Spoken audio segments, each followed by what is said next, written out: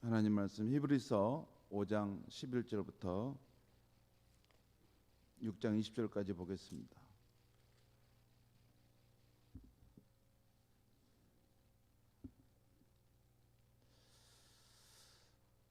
우리 방송실 화면 나오게 해주셔야 될 것 같은데요. 히브리서 5장 우리 5장 11절부터 20절 6장 20절까지 우리 한 절씩 교독하시겠습니다. 멜기세덱에 관하여는 우리가 할 말이 많으나 너희가 듣는 것이 둔함으로 설명하기 어려우니라.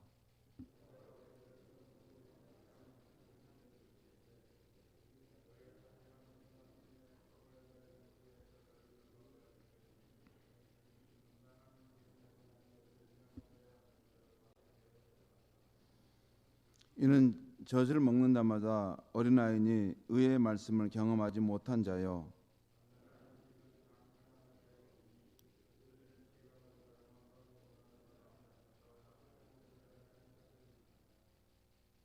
그러므로 우리가 그리스도의 도의 초보를 버리고 죽은 행실을 회개함과 하나님께 대한 신앙과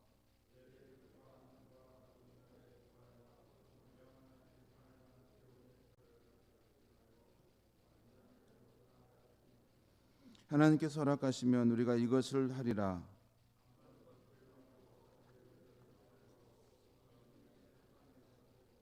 하나님의 선한 말씀과 내세의 능력을 맛보고도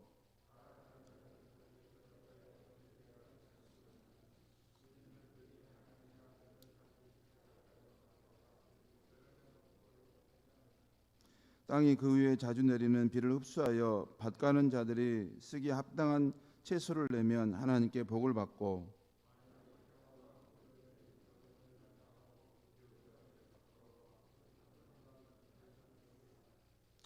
사랑하는 자들아, 우리가 이같이 말하나 너희에게는 이보다 더 좋은 것 곧 구원에 속한 것이 있음을 확신하노라.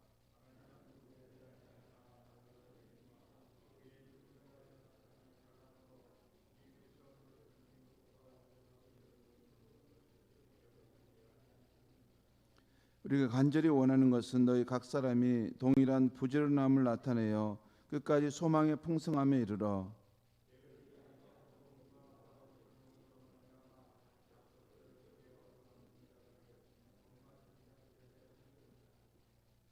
하나님이 아브라함에게 약속하실 때에 가리켜 맹세할 자가 자기보다 더 큰 이가 없으므로 자기를 가리켜 맹세하여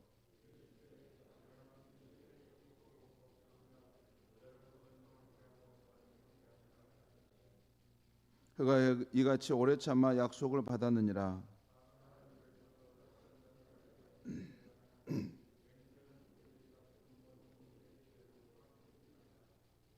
하나님은 약속을 기업으로 받는 자들에게 그 뜻이 변하지 아니함을 충분히 나타내시려고 그 일을 맹세로 보증하셨나니,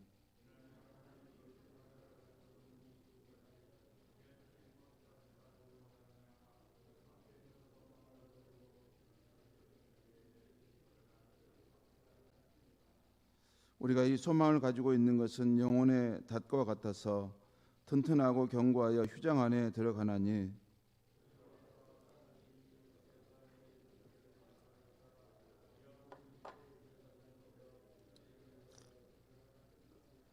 아멘.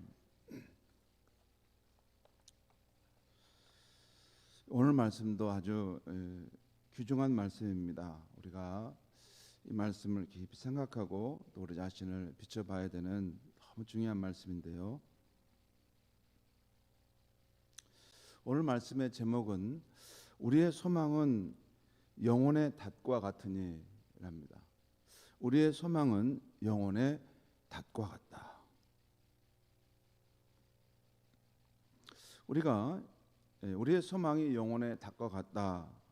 자, 이것이 우리 설교 제목이라고 했는데요. 성도 여러분, 닷이 무엇인지 아십니까? 닷이 뭐죠? 닷. 배를 정박하는 데 쓰는 물건인데요. 닷이 무엇입니까? 그러면 배의 또 돛은 어떤 것입니까? 배에는 닻이 있고 또 돛이 있어요.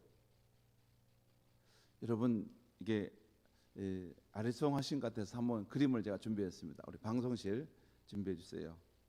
예, 저 첫 번째 요 그림이 이것이 배에 달린 닻입니다.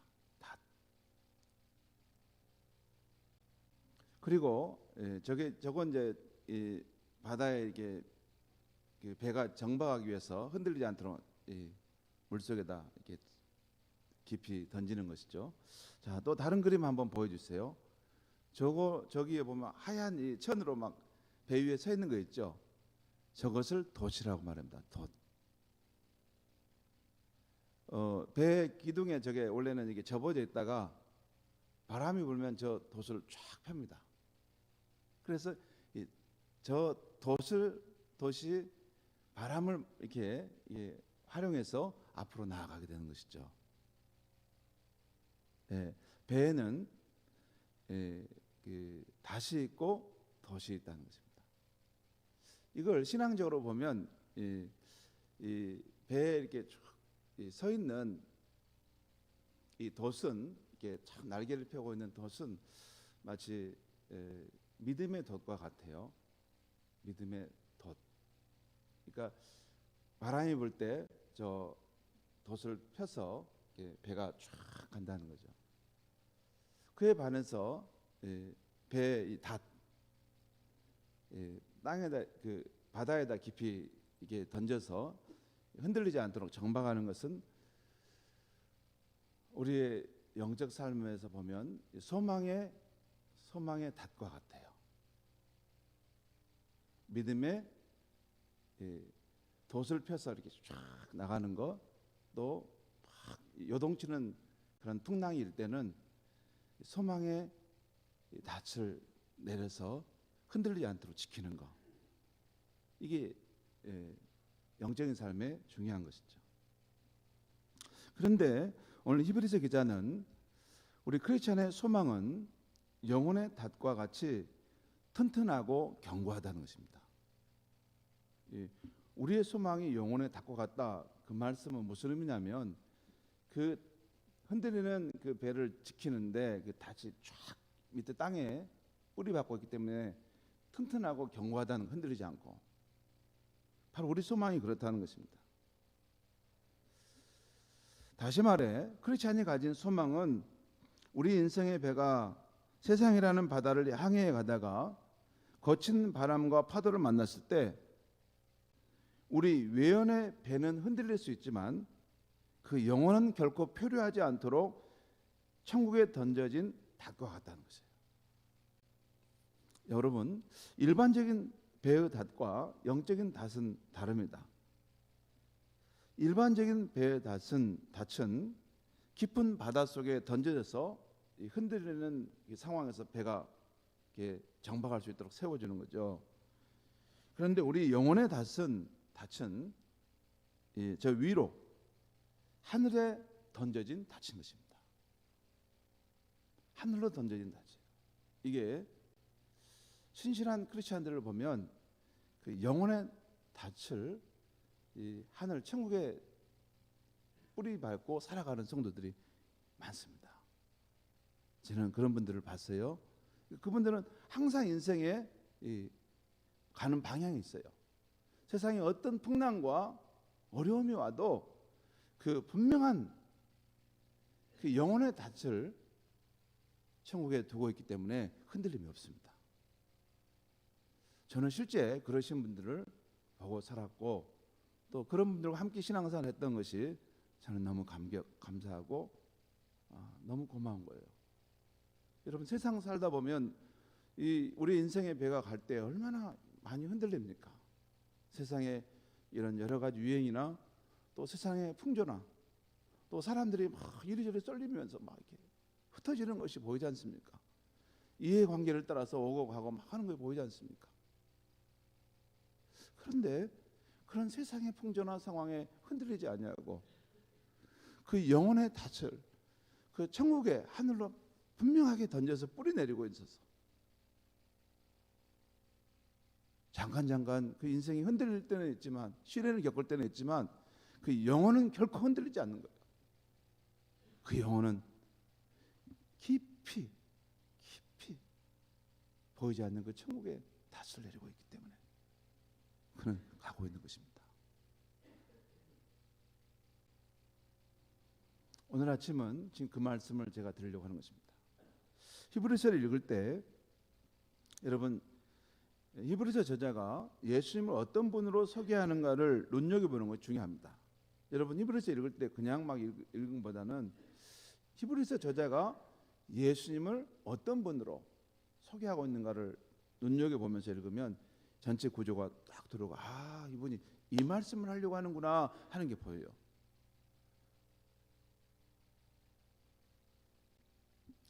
맨 처음 히브리서 1장 2절과 3절에서 예수님은 누구신가? 예수님은 본질상 하나님의 아들이시라는 것입니다. 그리고 하나님의 아들이신 예수님은 만물의 상속자이시고 온 세계의 공동 창조자시라는 것입니다. 하나님의 영광의 강체이시며 하나님의 형상이시라는 겁니다. 보이지 않는 영이신 하나님이 이렇게 보이는 분으로 나타난 분이 예수님이라는 거예요. 그게 형상의 의미입니다. 형상. 그 형상이 있어야지 우리가 그분을 알 거 아닙니까? 그래서 오신 분이 예수님이라고 그 말이에요. 또 그의 능력의 말씀으로 온 세계를 보존하고 계시고 인류의 죄를 십자가로 정결케 하시고 또 천상에 오르셔서 하나님 보좌 우편에 계신 분이시라는 거예요. 사람들이 갈릴리 나사렛의 평범한 목수 출신으로 알고 있었던 그분이 지금도 예수를 그 정도만 되는 분으로 알고 있는 사람들이 있어요. 그냥 평범한 목수 출신의 한 사람이었고 좀 남보다 의로운 정도, 좀 이렇게 위인으로 살다 가신 분이시다, 이 정도로 아시는 분들이 있어요. 그런 분들은 예수님께 자신의 생명을 걸지 않죠. 그냥 예수님을 대할 때 참 좋으신 분, 우리 그렇지 않습니까? 좀 좋으신 분, 훌륭하신 분 이렇게 생각하지, 그분에게 자기 생명을 걸고 인생을 거는 그런 바보 같은 짓을 하지 않죠. 그렇지 않습니다. 그렇게 하는 한. 그런데 우리는 다릅니다.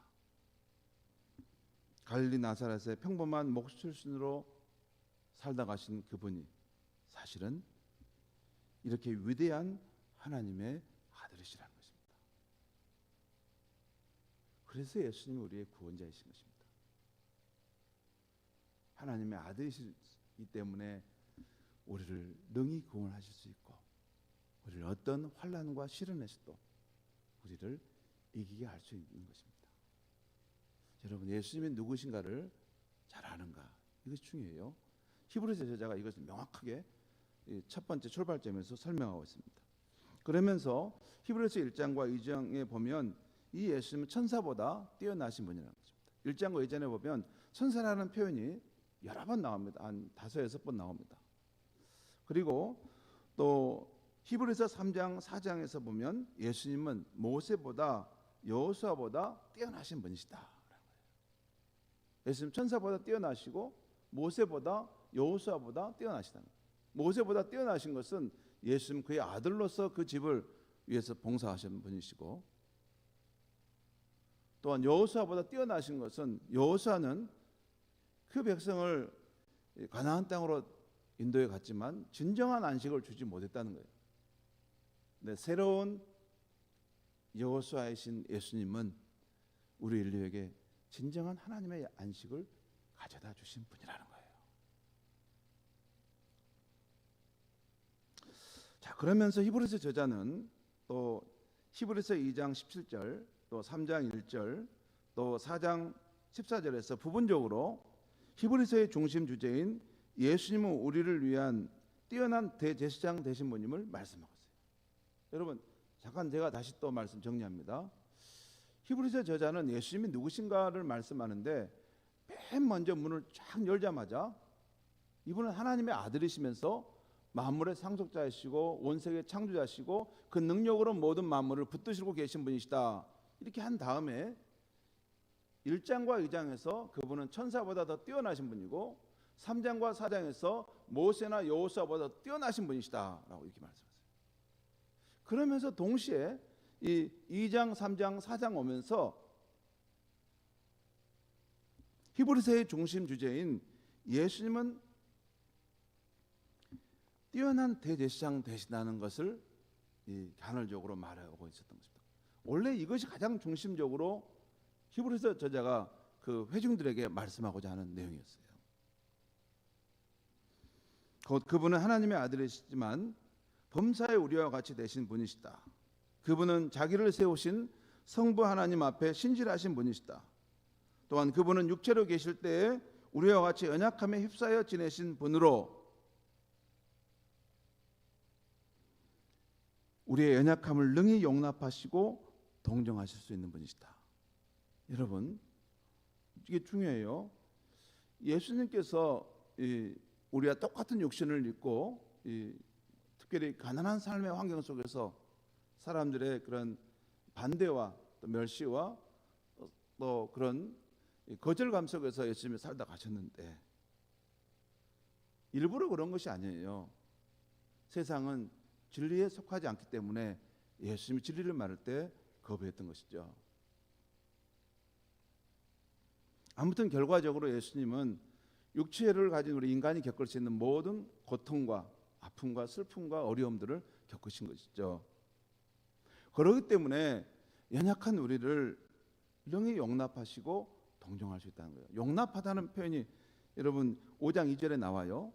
용납하시다는 표현은 너그럽게 대해준다고 말해요. 여러분, 자기가 고생을 해보고 그 험한 삶의 길을 걸어온 사람은 사람의 실수와 잘못을 볼 때 이해를 하잖아요. 당신이 그런 환경에서 살아오니 그럴 수 있겠어. 참 그걸 너그럽게 이해를 해준다는 거예요. 그리고 동정해 준다는 거예요. 다시 말해서 어제 드린 말씀대로 체휼하심으로 우리를 도우실 수 있는 분이시라는 것입니다.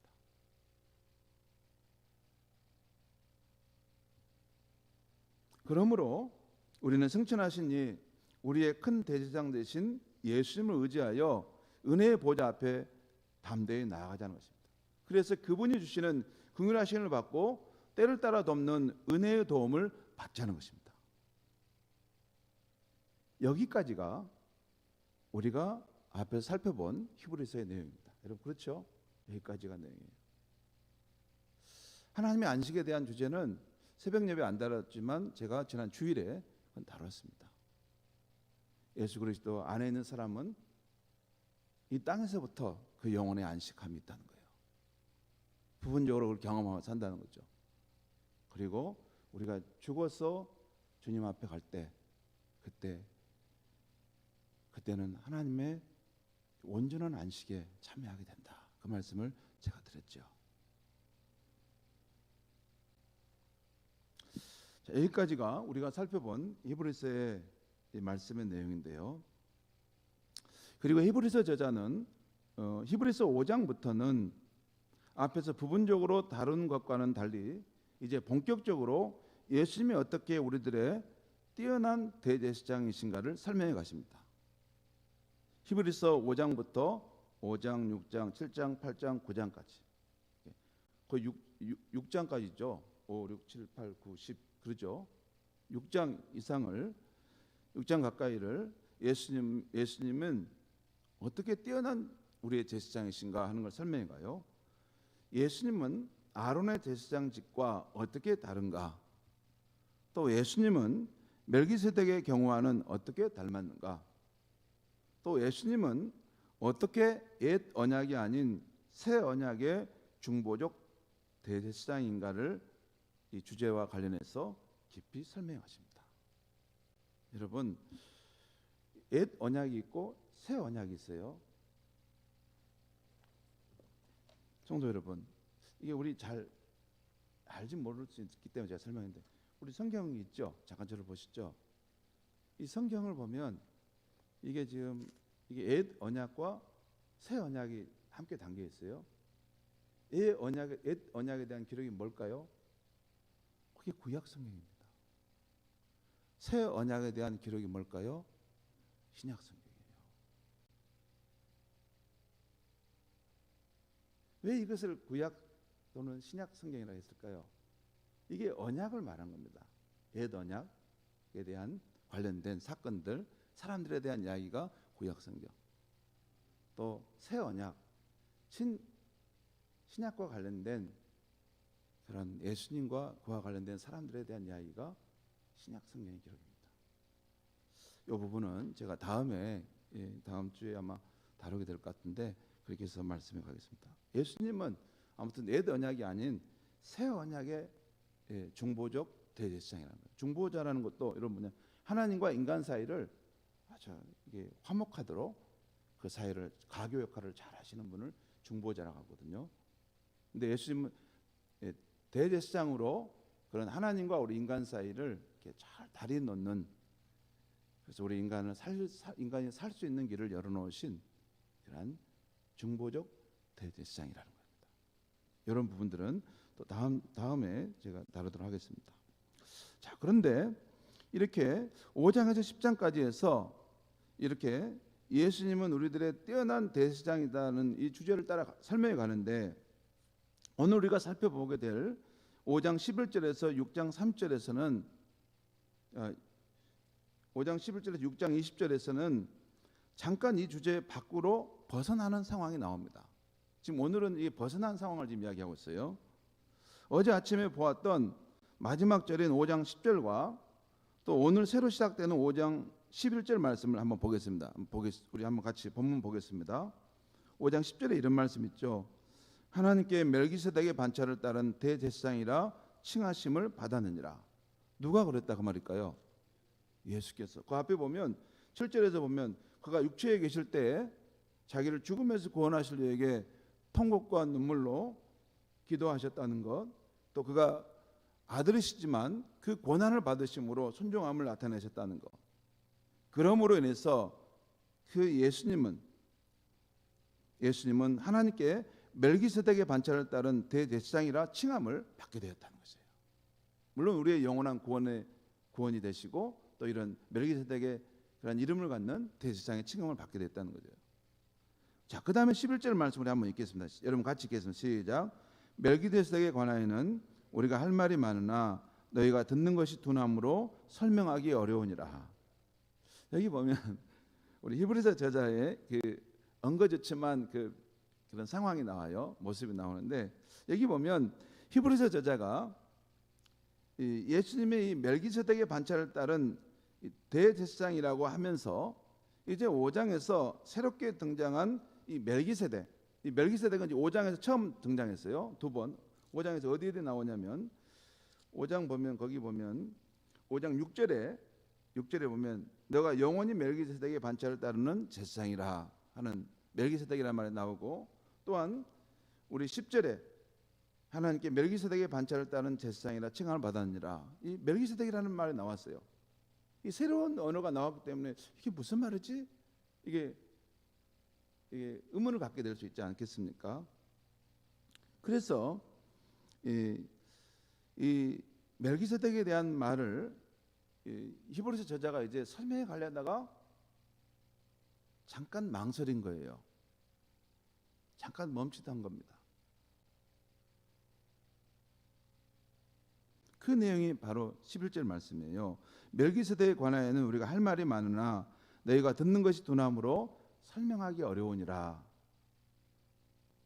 만약에 그 사람들이 이 영적으로 성숙한 사람이었으면 바로 히브리서 저자는 7장으로 넘어갈 겁니다. 7장 1절. 7장 1절에 뭐라 나왔어요? 거기 보면 이 멜기세덱은 살렘 왕이요 지극히 높으신 하나님의 제사장이라.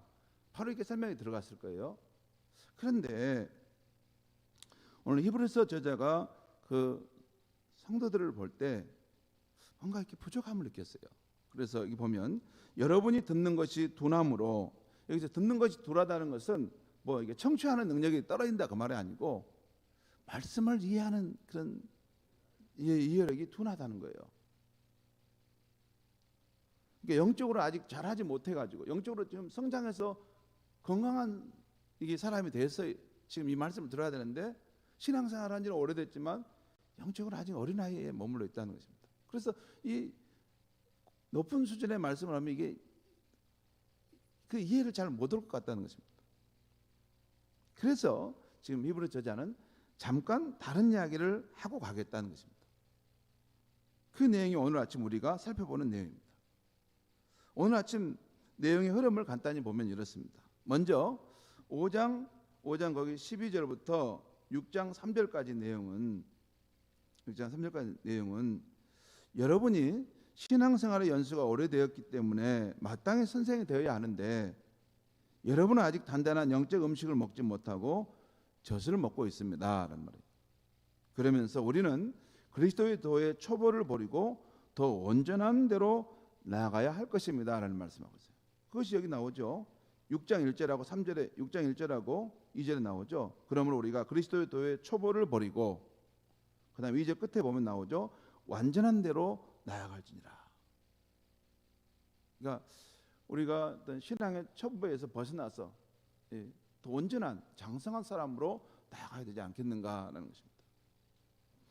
또 6절 또 히브리서 6장 4절에서 8절까지는 여기서는 여러분의 신앙도 배교할 수 있음을 알고 스스로 자신을 성찰하고 경계해야 한다는 것을 말씀하고 있어요. 이 부분만 가지고도 한 번을 다룰 만큼 아주 중요한 내용입니다. 그런데 오늘은 이건 건너뛰겠습니다. 그리고 히브리서 6장 9절에서 12절까지는 이 앞에 경고의 말씀에 위축되지 않도록 여기 앞에 보면 나왔잖아요. 한 번 빚을 받고 한 번 하늘의 은사를 받고 성령에 참여한 사람이 타락해서 떠나게 되면 다시 회복될 기회가 없다. 이런 말씀을 지금 해 두었지 않습니까? 그러니까 이 말씀들이 이게 경고의 말씀이기 때문에 성도들이 위축을 받을 수 있어요. 그래서 위축되지 않도록 따뜻한 격려의 말씀을 해주고 있는 것입니다. 그것이 오늘 본문 6장 9절 말씀을 한번 우리 보겠습니다. 6장 9절 말씀 같이 한번 읽겠습니다. 시작. 사랑하는 자들아 우리가 이같이 말하나 너희에게는 이보다 더 좋은 것 곧 구원에 속한 것이 있음을 확신하느라. 이 말씀 보면 명확하죠. 지금 내가 이렇게 말했지만 너희에게는 이보다 더 좋은 것 곧 구원에 속한 것이 있음을 나는 확신한다. 그러니까 여러분에 대해서 내가 보면 그래도 대부분의 사람들은 구원의 확신 가운데 다 거하는 사람들입니다 라는 말씀입니다. 그러면서 10절에서 하나님이 너희의 행위와 너희가 사랑으로 성도를 섬긴 것을 잊지 않으실 것이다. 하나님이 너희 그 진실한 신앙의 믿음으로부터 나온 사랑의 행위를 섬김의 행위를 하나님이 알고 계신다는 겁니다. 그리고 또 11절과 12절에서는 저자가 가지는 이 간절한 바람을 말하는데 그 저자의 간절한 바람은 거기 나오죠. 11절 12절에 보면 우리가 간절히 원하는 것이 있다는 거예요. 그것이 뭐냐면 여기 보면 너희 각 사람이 동일한 부지런함을 나타내서 끝까지 소망의 풍성함에 이르러 게으르지 아니하고 믿음과 오래 참음으로 말미암아 약속들을 기업으로 받는 자들을 본반자 되게 하려는 것이니라. 이 말씀이 좀 어렵죠? 이런 뜻입니다. 이 11절 12절에서 저자가 간절히 바라는 것은 너희 각 사람이 부지런해서 끝까지 나아가 천국의 소망을 이루기를 나는 바랍니다. 또 믿음과 오래 참음으로 하나님의 약속들을 결국 기업으로 받은 자들을 본받게 되기를 바랍니다. 그 말이에요. 하나님의 약속하심이 있잖아요. 여러분 하나님은 우리에게 무엇을 주실 때 정말 귀한 것은 현물로 주지 않고 약속의 말씀으로 주신다는 거예요. 현물로 주지 않고 약속의 말씀으로 주세요. 그리고 그 약속의 말씀을 붙들고 나오도록 한다는 거죠. 그래서 결국 근데 이것은 이 약속의 말씀으로 주시기 때문에 그걸 받는 사람은 믿음이 있어야 됩니다. 그렇죠? 그리고 오래 참음이 있어야 돼요. 그래야만이 그 약속한 것을 때가 되면 결국 기업으로 받게 되는 것이죠. 그렇죠? 그런 뜻이 여기 또 담겨 있어요. 그러면서 저자는 또 오늘 본문 6장 13절 15절에서 이런 말씀이에요. 하나님께서 약속하신 것을 오래 믿음과 오래 참음으로 기업으로 받은 사람의 본보기가 있다는 거예요. 그분이 누구입니까? 아브라함이라는 거예요. 아브라함. 오늘 그 이야기를 오늘 지금 13절에 하고 있잖아요. 지금 하나님이 약속한 것을 기업으로 받은 사람을 본받도록 너희가 본받기를 원합니다라고 지금 히브리서 기자가 말했잖아요. 그러면 그 사람이 누구지? 할 때 히브리서 기자가 제안하고 있는 것은 바로 아브라함이라는 것입니다. 아브라함이 하나님의 약속한 것을 오래 참음으로 기업으로 받은 사람의 본보기라는 것입니다.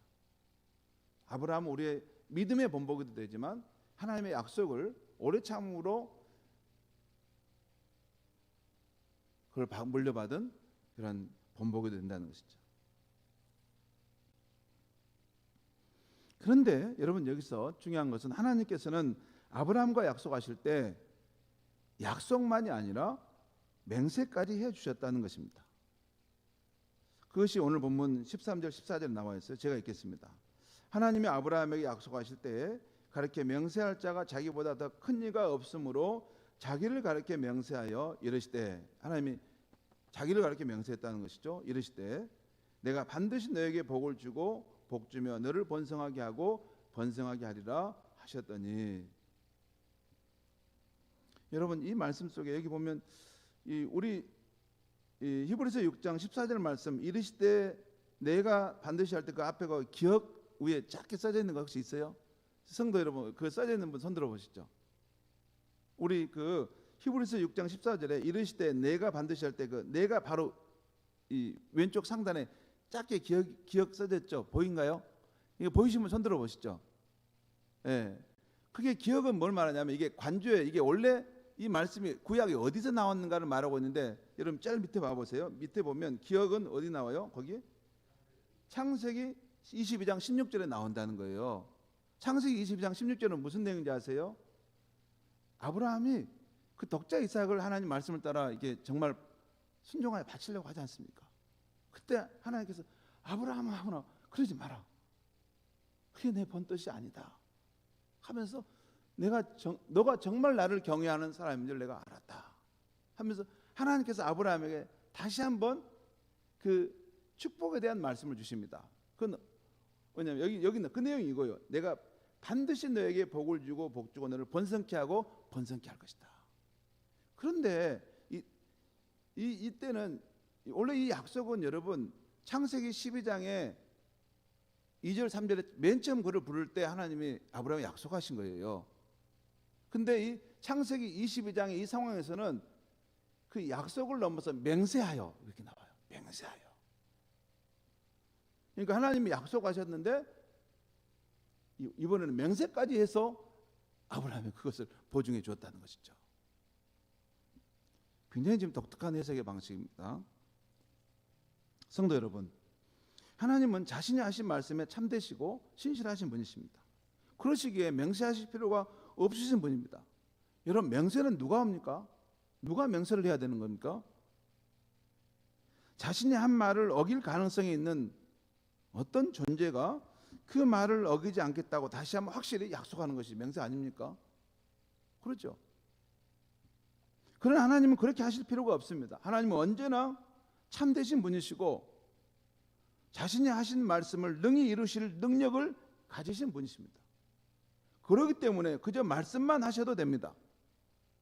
그런데 왜 하나님께서 아브라함에게 기업을 주시겠다고 약속하셨는데 또 맹세까지 하셨냐 하는 것입니다.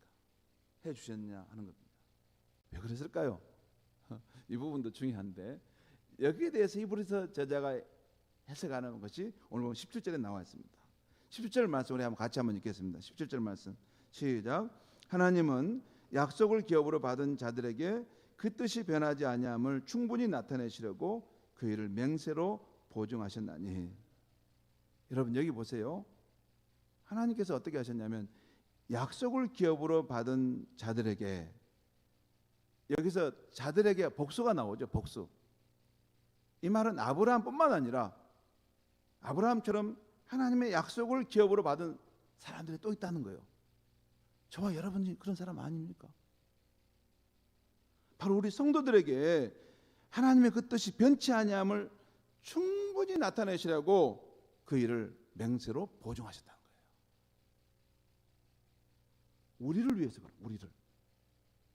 아브라함과 함께 그 약속을 기업으로 받은 사람들인 바로 우리들을 위해서 그렇게 하셨다는 거예요. 성도 여러분, 아브라함이 창세기 12장에서 하나님의 부르심을 받고서 오직 하나님의 약속의 말씀 하나만 붙들고 불확실한 미래를 향해 나아간다는 것은 결코 쉬운 일이 아니었습니다. 힘들고 어려운 난관이 닥쳐올 때마다 흔들릴 수 있었습니다. 실제로 아브라함은 연약한 인간이었기에 여러 번 흔들렸습니다. 하나님께서는 인간 아브라함의 그런 연약함을 잘 아시기에 맹세를 곁들여서 더 확신을 갖게 해주었다는 것이에요. 이처럼 하나님께서는 그 약속을 기업으로 받는 우리에게도, 아브라함뿐만 아니라 우리에게도 그 뜻이 변하지 아니함을 충분히 나타내시려고 맹세로 한 번 더 보증해 주셨다는 것입니다. 그건 조금 뒤에 제가 또 말씀드리겠습니다. 그러므로 이 하나님의 이 맹세는 그 소망의 약속을 붙들고 나아가는 우리에게 큰 안위가 된다는 것입니다. 그 내용이 오늘 보면 18절에도 나와 있습니다. 18절 말씀 같이 한번 읽겠습니다. 시작. 이는 하나님이 거짓말을 하실 수 없는 이 두 가지 변하지 못한 사실로 말미암아 앞에 있는 소망을 얻으려고 피난처를 찾는 우리에게 큰 안위를 받게 하려 하심이라. 여러분, 여기 하나님이 거짓말 하실 수 없는 이 두 가지 변하지 못한 사실, 이게 뭡니까? 이 두 가지 변하지 못할 사실은 뭡니까? 이게 하나님의 이 약속하시는 것과 맹세하시는 것을 말합니다. 이게 두 가지 그 말이에요. 이것이 변치 않는 하나님의 분명한 것이죠. 그래서 결국 뭘 하려고 하는 거예요? 앞에 있는 소망을 얻으려고 피난처를 찾는 우리에게 뭐요? 큰 안위를 얻게 하십니다. 큰 위안을 얻으며 가도록 하신다. 그렇죠. 하나님은 우리에게 약속을 주셨는데 그걸 맹세까지 하셨다는 거예요. 하나님은 말씀만으로도 다 되시는 분인데 맹세까지 해주셨다는 거예요. 그것은 전적으로 하나님 자신이 아니라 우리를 위한 거예요. 우리가 안위하도록, 우리가 연약하게 사람을 알기 때문에 너희가 큰 힘을 얻고 끝까지 와라, 그런 뜻으로 하신다는 것입니다. 다시 우리 19절 말씀 보겠습니다. 19절 말씀 같이 한번 읽겠습니다. 시작. 우리가 이 소망을 가지고 있는 것은 영혼의 닷과 같아서 튼튼하고 견고하여 휘장 안에 들어가나니. 우리에게 소망이 있죠. 여러분, 소망이 다 있습니다. 그런데 그것이 영혼의 닷과 같아서 튼튼하고 견고하다는 것입니다. 그리고 휘장 안에 들어가나니, 이 휘장은 뭘 말할까요? 여러분, 그 히브리서 말씀이 어렵기도 하고 이것이 깊다는 말입니다. 이 휘장은 여러분 그 예수님이 오시기 전에 이런 성전이 있었습니다. 성전에 보면 성전에 성소가 있었고 가장 깊은 곳에 지성소가 있었어요. 지성소는 하나님의 임재가 있는 곳이어서 하나님을 만날 때 대제사장이 1년에 한 번 자신의 죄를 속죄하고 들어가는 것입니다. 휘장을 건너서. 그 휘장이 거기에 쳐져 있어요. 근데 예수님께서 이 휘장 안에 들어가셨다는 거예요.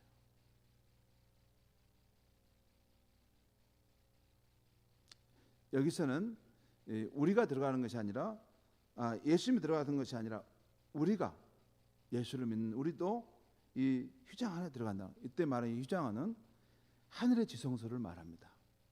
하늘의 지성소를 우리가 들어간다는 거예요. 저 뒤에 가면 또 나옵니다. 예수의 피, 예수의 그 육체를 의지하여 하늘로 가는 그 휘장이 되는 문이다라는 걸 나와요. 그리고 20절 말씀 보겠습니다. 20절 말씀 같이 한번 읽겠습니다. 시작. 그리로 앞서가신 예수께서 멜기세덱의 반차를 따라 영원한 대제사장이 되어 우리를 위하여 들어가셨느니라. 이 말씀 뭐냐면, 지상에서 죄인들을 영원히 속죄하는 골고다 십자가 사역을 마치시고 예수님께서 그 앞서서 그곳에 들어가셨다는 것입니다.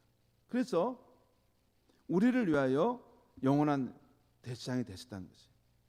여러분, 그런데 그리로 앞서가신 예수님이라는 이 표현은 원래 헬라어 신약 성경대로 번역하면 예수님께서 우리를 위한 선구자로서 그리로 들어가셨다는 거예요. 이 표현에 원래는 헬라어가 프로드로모스라고 하는 표현이에요. 프로드로모스라고 하는 헬라어입니다. 이건 선구자, 개척자, 영어로 포러너라는 표현이에요. 포러너, 런 달리다는 것인데, 러너 달리기 경기. 포라는 말은 FORE는 앞에서 달리는 사람을 말해요. 그러니까 예수님이 우리보다 제일 앞서서 먼저 달려서 그 휘장 안으로 들어가야 돼. 그럴 따른 우리도 결국 어디로 가냐면 그 휘장으로 들어가는 거예요. 그 휘장을 건너야지 천국의 그곳으로 들어가는 것이니까. 성도 여러분, 오늘 본문 18절과 19절에 우리의 가진 소망이라는 표현이 나오죠. 이 소망은 히브리서 전체적으로 보면 하나님이 우리를 위해서 예비하신 천국의 소망입니다. 이 광야 세상을 지나 천국 가나안 땅에서 누릴 안식의 소망입니다. 이거 히브리 11장에 보면 나와요. 저와 여러분의 이 천국의 소망이 있는 줄 믿습니다. 히브리서 저자는 오늘 본문 특별히 13절, 6장 13절, 20절 부분에서 우리 앞에 있는 이 소망이 이루어짐이 확실하다고 말씀하고 있어요. 두 가지 이유 때문입니다. 이건 분명히 기억해야 됩니다. 두 가지 이유 때문. 하나는 하나님께서 아브라함뿐만 아니라 그의 후손된 우리에게 약속하신 것과 맹세하셨기 때문입니다. 하나님 말씀으로 우리에게 천국의 기업을 약속하셨습니다. 그리고 실제 그의 아들을 보내 우리의 죄를 십자가에 속죄하시고 부활하게 하심으로 그 약속하신 것을 확실히 보증하셨어요. 말씀만 하신 것이 아니라 그의 아들을 십자가에 피를 흘리시는 그 고통을 감내하게 하시면서 그걸 맹세까지 확실하게 보증하셨던 것입니다. 그 아들 예수 그리스도께서 역사 속에서 십자가에 죽으시고 부활하신 것은 우리에게 하신 약속에 대한 확실한 보증인 것입니다. 이것이 천국의 소망을 가진 우리에게 얼마나 큰 안위가 되는지 보는 것입니다. 또 하나는 지상 역사를 마치고 우리 앞서서 천국 성소에 들어가신 대제사장이신 예수님이 계시다는 거예요.